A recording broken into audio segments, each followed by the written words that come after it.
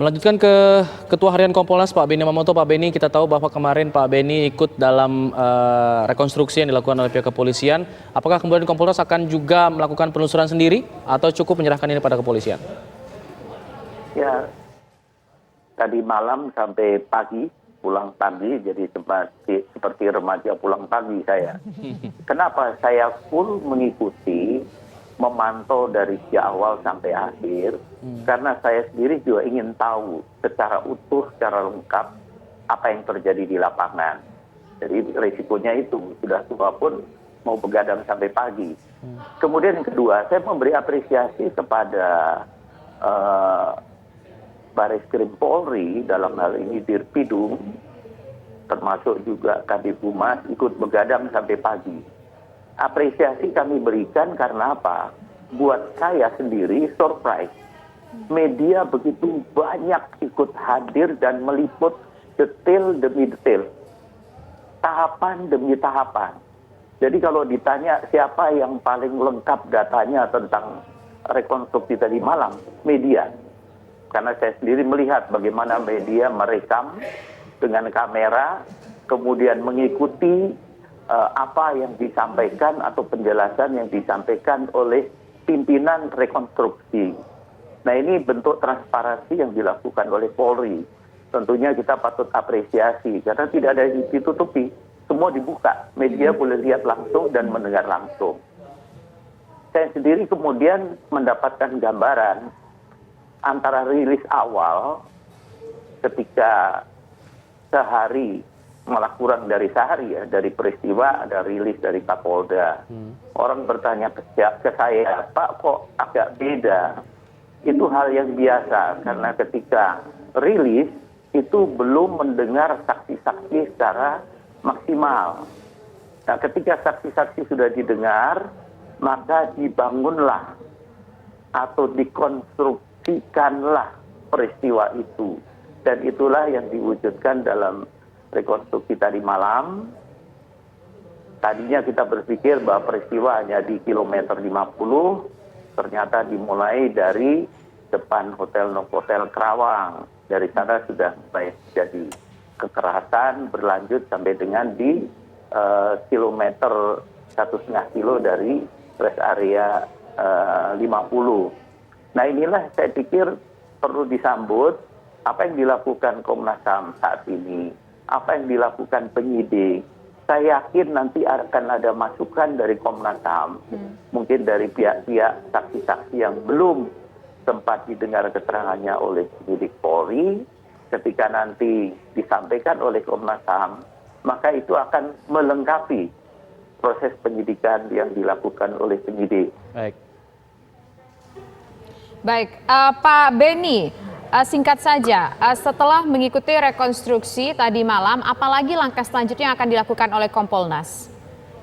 Kami akan memantau terus proses ini karena tugas kami itu selaku pengawas eksternal, Komnas HAM juga pengawas eksternal, untuk memastikan dari penanganan kasus ini profesional, kemudian transparan dan akuntabel. Jadi kami melakukan pengawasan fungsional.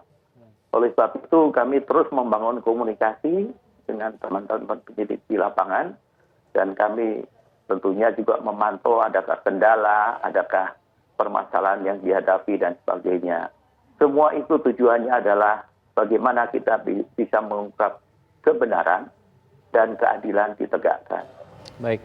Saya ingin ke Pak Amiruddin. Pak Amiruddin, tadi Pak Beni mengatakan bahwa jika ada perbedaan antara rilis awal dengan hasil rekonstruksi ini sebuah hal yang wajar, termasuk mengenai senjata, Pak. Kalau kita melihat senjatanya mungkin ada sejumlah perbedaan di situ. Apakah ini kemudian menjadi satu hal yang menjadi perhatian dari Komnas HAM juga untuk didalami?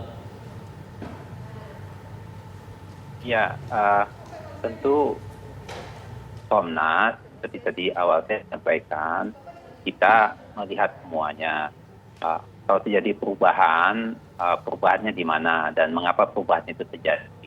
Nah, tentu ini kita perlu melihat semua. Saya selalu ingin katakan kepada publik dan pemerintah TV1, peristiwa seperti ini yang paling konsisten itu adalah fakta-faktanya. Okay.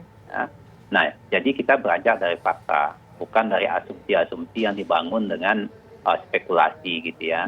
Nah maka dari itu kami Komnas betul-betul mencoba mendalami fakta-fakta ini sehingga kalau berbeda dengan yang lain pun kena faktanya yang faktual gitu ya, bukan kena asumsinya gitu. Nah kami berharap memang seperti Pak Beni tadi sampaikan juga semua pihak mau bekerja sama dan transparan dan terbuka untuk persoalan. Pak Amiruddin, ini cukup menarik, mencari fakta-fakta. Fakta-fakta apa saja yang menjadi sorotan utama dari Komnas HAM sendiri? Apa lagi fakta yang dicari dari Komnas HAM ini? Ya ini kan semua orang banyak sekali sekarang informasi, spekulasi banyak sekali, ya kan? Nah, misalnya begini, peristiwa terjadi sesungguhnya seperti apa sih? Ya, di mana? Di tahap-tahap mana peristiwa muncul gitu kan? Nah itu yang tadi yang saya katakan kami waktu hari Jumat dan Sabtu menelusuri itu ya ternyata titiknya kan nggak satu, banyak titik itu terjadi kan. Nah di banyak titik itu kami coba dalami itu gitu. Nah kenapa? Karena lapangan ini akan memberikan informasi utama gitu. Nah kalau ini kami dapat, nanti kami kembangkan baik keterangan dari saksi-saksi yang melihat langsung atau yang tahu secara langsung di situ. Ya, mungkin nanti ke depan ya kami akan coba tanyai semua orang yang terlibat dalam peristiwa itu, yang peristiwa yang real itu ya. Jadi kita coba lihat. Artinya Komnas HAM di sini akan mencari fakta-fakta dari sejumlah saksi yang memang berada di luar jumlah saksi yang diperiksa oleh polisi, begitu? Bisa saksi yang sama dengan polisi, bisa yang berbeda. Tadi saya bilang kan, nah kita mencoba juga ya mengembangkan ya informasi ini sekaligus juga menguji fakta-fakta yang sudah kami dapatkan. Oke. Pak, ini akan maraton nggak Pak? Sudah dipanggil 2, Jasa Marga sudah dipanggil, Kapolda sudah dipanggil. Kemudian kapan jadwal selanjutnya untuk dipanggil saksi lainnya Pak? Dan siapa? Ya besok pun akan kami tetap jalan. Gitu Siapa ya. Pak? Kita boleh tahu siapa saksi yang akan dipanggil? Ya saksinya tidak perlu kita buka dulu lah siapa gitu kan. Nanti saksinya juga reguler keterangan kan. Nah pokoknya kami akan jalan terus gitu ya sampai kami bisa menyimpulkan dari peristiwa ini apa yang terjadi. Apakah di antara saksi-saksi di luar saksi yang diajukan polisi itu yang sudah diperiksa polisi ini, apakah ada saksi yang menurut Komnas HAM merupakan saksi kunci, Pak? Saya nggak tahu yang Anda maksud saksi diajukan oleh polisi itu. Maksudnya saksi-saksi yang sudah diperiksa oleh polisi ya, 28 orang saksi. Saksi yang diperiksa polisi ya itu dalam kewenangan tangannya polisi. Betul. Kami punya saksi yang kami juga coba gali informasinya. Baik. Oke, baik. Terima kasih Pak Amiruddin dan juga terima kasih Pak Beni Mamoto atas waktunya telah bersedia bergabung bersama kami di program Kabar Petang. Selamat sore. Terima kasih. Selamat sore.